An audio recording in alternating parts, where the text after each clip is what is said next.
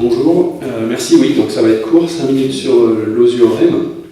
Alors, tout d'abord, je veux dire que c'est une école interne de l'Université de Montpellier. C'est une unité INSU, INE, donc Université de Montpellier et IRD, qui repose sur 6 UMR, dont 3 qui sont du LabEx-CNM, donc le CEF, l'ISEM, Marbec. Donc il y a 3 autres unités de l'université qui sont associées à l'OSU-OREM, Géosciences Montpellier, Hydrosciences Montpellier et le laboratoire LUPM qui est Astronomie Montpellier. Donc le thème central, c'est l'observation systématique du milieu naturel au service de la recherche fondamentale. Ça peut être décrit comme un observatoire du risque et du changement global, les pieds dans la Méditerranée.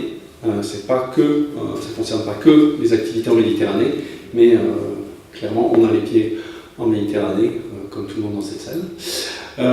Donc un des objectifs principaux, c'est soutien à des services d'observation, ce qu'on appelle SO dans le langage INSU traditionnel, reposant sur des tâches d'observation avec acquisition de données d'une façon récurrente, donc des séries temporelles.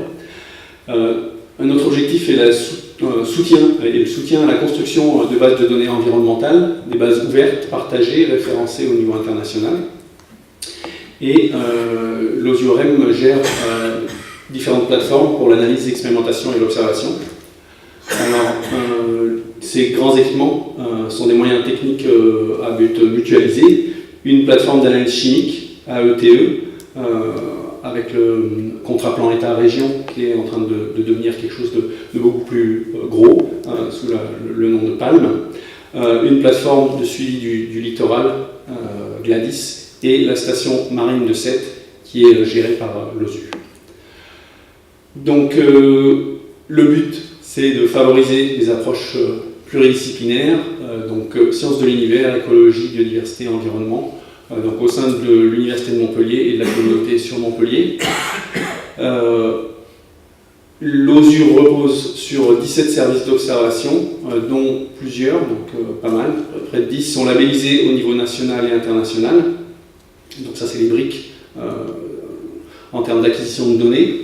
Donc il y a des systèmes d'observation labellisés au niveau national et international qui sont principalement en fait des systèmes d'observation avec forte composante INSU, voire pour une bonne part uniquement INSU, et des systèmes d'observation labellisés en fait au niveau local, au niveau de l'OSU, ainsi que d'autres sur la biodiversité qui sont labellisés au niveau national. Donc, juste pour vous donner quelques exemples, donc, il y a des systèmes nationaux d'observation en sismologie, ça c'est sur les précipitations, la pluviométrie en Afrique de l'Ouest, en hydrologie, sur le suivi de karst. Là, on a des systèmes d'observation en astronomie, et ici, on a le système d'observation Puy-Chabon, dont on a entendu et on entendra parler. Voilà. Donc le système d'observation sur la phénologie dont Isabelle Schwinn vous parlera. A donc une particularité de l'OSU-OREM, ça a été de vraiment avoir une forte composante biodiversité innée et en fait d'auto-labelliser une série de systèmes d'observation, donc des systèmes de suivi des populations d'organismes modèles au niveau écologie et évolution, des systèmes de suivi des communautés animales, communauté microbienne, communauté végétale, et de la pollution, interaction avec les organismes. Juste pour vous donner des informations sur tous les aspects de l'OSU, en fait, l'équipe, elle est très petite, avec moins de 10 personnes, un directeur, Eric Servat, qui vient de l'Hydrosciences, 3 directeurs adjoints, Jean-Fred Terral de l'ISEM, Frédéric Guédan de Géosciences Montpellier, et moi-même. Donc une grosse force de l'OSU, c'est de reposer sur les UMR qui le constituent. Les chercheurs et les ITA participants aux services d'observation et aux plateformes mutualisées sont en fait rattachés à toutes ces UMR. Donc c'est vraiment un outil de fonctionnement mutualisé entre toutes les UMR qui sont impliquées et un outil pour faire de l'observation à long terme notamment. Bon, il y a aussi le personnel affecté à la station marine littorale de Sète, qui est géré par l'OSU. Donc une localisation sur Montpellier et puis à la station de Sète. Parmi les activités d'animation, de recherche pluridisciplinaire, on a les apéros techniques. Donc pour Philippe Jarne, je préciserai qu'un apéro n'est pas nécessairement avec de l'alcool, mais qui ont permis de façon répétée d'avoir des rencontres interdisciplinaires, donc avec des gens de l'INSU, des gens de labo plus innés, sur des aspects techniques, traitement de données, acquisition de données, des projets mutualisés entre différents groupes, notamment par exemple sur le développement de carnets de terrain électroniques, donc qui ont été développés et qui sont en cours de développement. Un point important, c'est la mise à disposition de données. Oui, je vais être.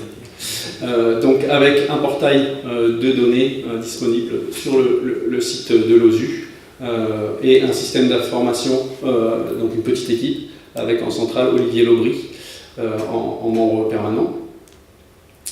Alors juste en relation avec ce colloque tout particulièrement, où il est question de changement climatique, je pense que clairement on se positionne dans cette dynamique avec des activités qui soulignent l'importance de séries à long terme spatialisées de variables biotiques et abiotiques pour la mise en évidence de patterns, mais aussi pour la compréhension des processus sous-jacents.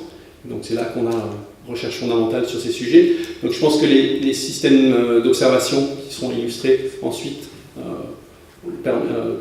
tout particulièrement comme Puy-Chabon et l'Observatoire des saisons, pourront illustrer ça.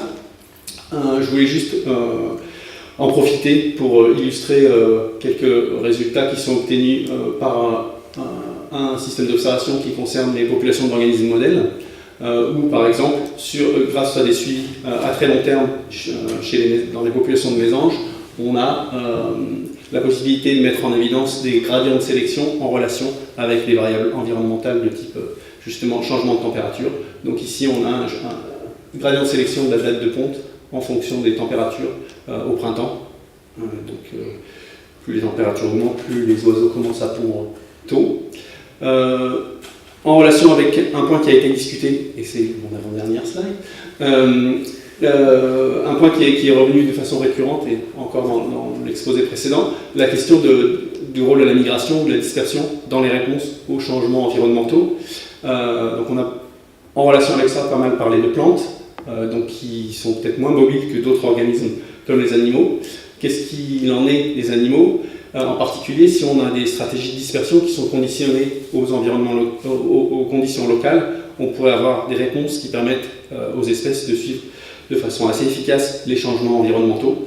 Donc c'est juste pour illustrer que le type de données et le type de programmes qui sont appuyés par l'OSU devraient permettre d'apporter des éléments de réponse à ce type de choses. Donc là par exemple on a des suivis de cette espèce, des suivis par GPS dans le golfe du Lion et en Méditerranée de cette espèce de puffin menés régulièrement d'année en année qui permettent d'intégrer des niveaux fonctionnement au niveau population et réponses individuelles à la variabilité de l'environnement.